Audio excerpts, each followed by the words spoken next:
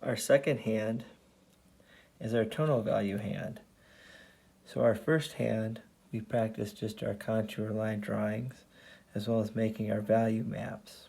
Where did we see highlights, lights, middles, darks, cast shadows, and they simply became shapes. And just like we've done in both Art 1 and Art 2, after we make our value map, is we want to blend off of those lines and work on our tonal value. Again, we're going to have different styles, be at different levels, but how can you create your highlights, lights, middles, darks, and cast shadows through your hand? Keeping in mind that a good tonal value drawing will have very few, if any, lines.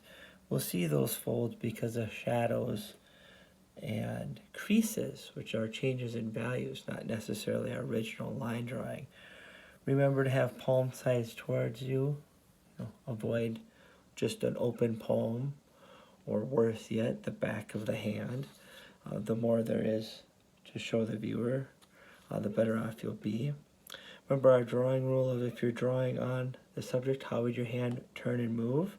Whereas this cast shadow on the table you can see is flat compared to how the value was built on the hand that was done in a different direction. If you're really stuck on a pose, grab an object. We have one of our electric erasers, we have a fork, and that can change your pose and give you something as well. Just make sure it's a smaller object so we can still see most of your hand. So I have my line and shape hand. I have my value map that I was working on in the line and shape video. There's a few things to consider or to work on as you go.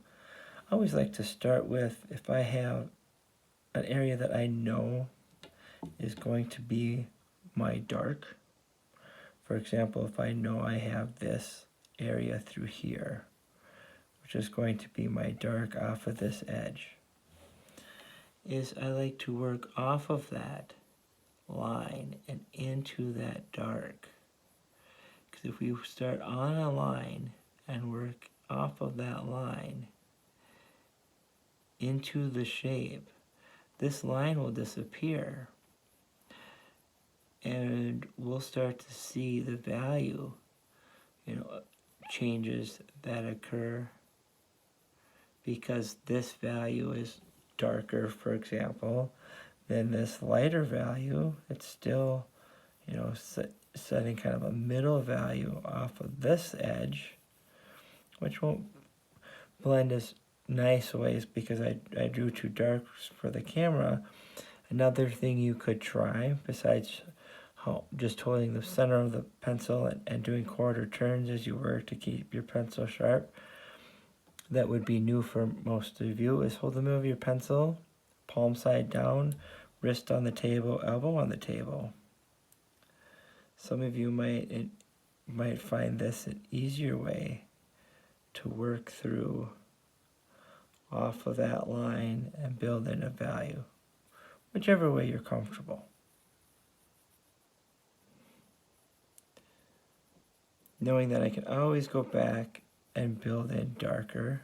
Of course, I can always go back with my ebony pencil, which is a softer lead, and build in darker. So I like to start in a spot that I know is going to be darker. It's a good way to warm up. And of course, feel free to move your paper as well if your hand is more comfortable. If I'm working on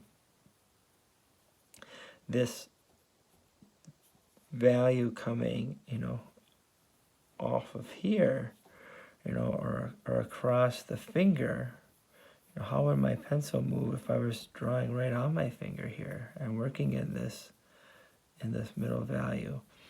I can still work off of those lines or still build in and build up my value, working the same direction as if I was drawing on my finger. Almost becomes like our cross contour line. Working off of your lines into your shape, and these lines are much too dark. But I could, if my hand was more comfortable, you know, I turn my paper here and I can follow the turn of the hand.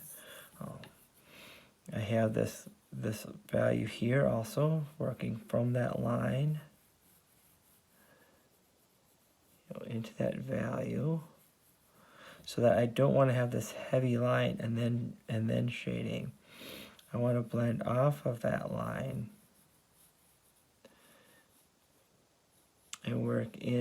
and work off of those edges, so that you start to see things as value changes. You know, it's a much lighter value off of this line into here, for example, than it is from here into this middle value.